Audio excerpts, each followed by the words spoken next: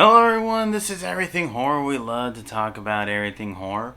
And today I have a review for you. This is the Fear Street Part 2 1978 film for Netflix. Sorry I'm coming in with a late review for this one.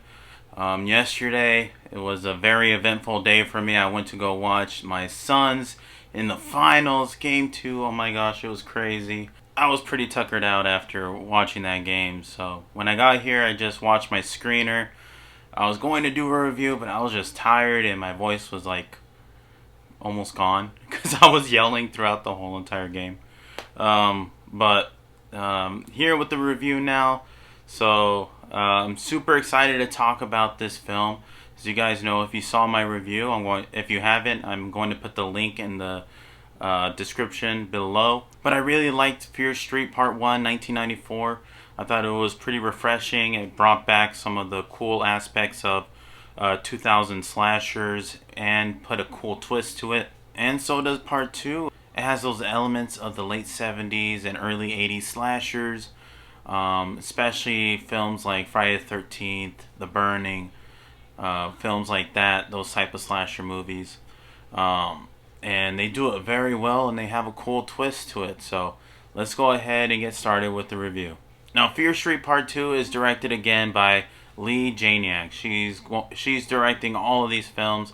And a crazy thing that I learned was that these were all filmed back in 2019.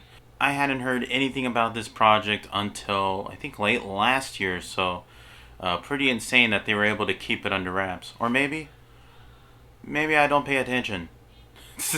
And this stars Sadie Sink, who was also in Stranger Things Season 3. And then we have Gillian Jacobs. And then we have Kiana Madeira and Benjamin Flores returning for Part 2. So what Part 2 is about is a summer in 1978 where two rival schools go to a camp called Camp Nightwing. Now what happens is one of the Shady-Siders is possessed and goes on a killing spree. And our main characters have to fight to survive. One of the best things that Part 2 does is go more in depth and explores the lore. We learn more about Sarah Fear, although there definitely is more to learn as we'll get into Part 3 later on next week. You know, this film really does a good job of keeping you engaged. I think it's until like the 40-minute mark when things really start ratcheting up. But they're able to keep your attention with the characters and the writing. I think it's very well done. I actually thought the characters in this film were a lot more likable and fun than the last one. Needless to say, the last film, the characters I thought were really good as well. But these ones were even better, so props to them for sure. The acting was really good. I really think Sadie Sink did a great job. She's really becoming a up-and-coming star for sure. Emily Rudd, who plays her sister Cindy Berman, was also really good. I really liked her character. She was pretty funny and very likable. Another plus for this film was the violence. It doesn't hold back once again. There's some shots in this film where you're actually seeing like somebody being bludgeoned. It's pretty insane. I thought they did very well, whether it was CGI or practical effects. It all looked really good and brought some intensity to the film. I really like the way Leigh Janiak has been directing this. She really doesn't hold back, and I love it. This film embraces the cliches of a slasher film with the sex, the violence, the drugs, and it's not overwhelming. I think they did it tastefully. I think it was a plus to the movie and made it more enjoyable. Another thing was the music. In this film, I think it really blended in well.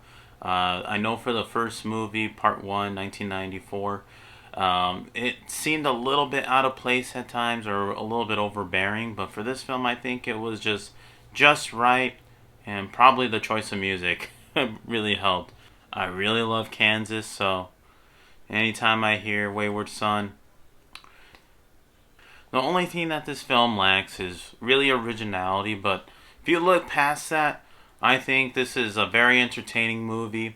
I had a lot of fun watching it. Overall, I'm really liking what Netflix is doing with this series. Even though most of it doesn't really feel like Fear Street adaptation. What they're doing so far, the Sarah Fear story, is pretty captivating, and I can't wait to see how everything ends up. Overall, you guys, I really enjoy 1978. It really brought out all the good stuff about late 70s and early 80s slasher horror. Sadie Sinks is a star on the rise. I just really enjoyed it, even more than 1994. I'm going to give Fear Street Part 2, 1978, 4.5 acetaminophen out of 5. Anyways, you guys, what did you think of Fear Street 1978? Let me know in the comments down below. Did you like it? Did you hate it? Make sure to leave a comment. And if you haven't subscribed, make sure to subscribe. This is Everything Horror, where we love to talk about everything horror. Take care, peeps.